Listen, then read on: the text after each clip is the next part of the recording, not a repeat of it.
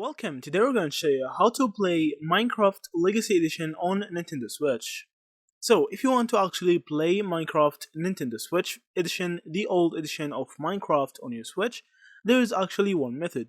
But first, let's see if you actually can do it the normal way. So, if you go on the Nintendo Store on your Switch or on your browser, as you from here, you'll see that Minecraft Nintendo Switch Edition is not available. But you can actually direct download the Minecraft new edition for Nintendo Switch now without any problem.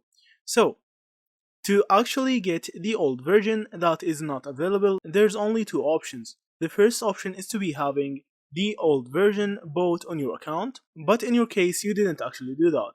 So the second option for you is to buy an account that have the Legacy Edition. So this is the only method for you to actually play the Nintendo Switch Edition for Minecraft. So just try to find someone who don't want his account for Minecraft Nintendo Switch Edition and buy it from him. Also, if you buy the Minecraft normal version, it will only auto-update to the latest version of Minecraft, so you won't get the older version of Minecraft using this version. So that's it, thank you for watching and see you in the next videos.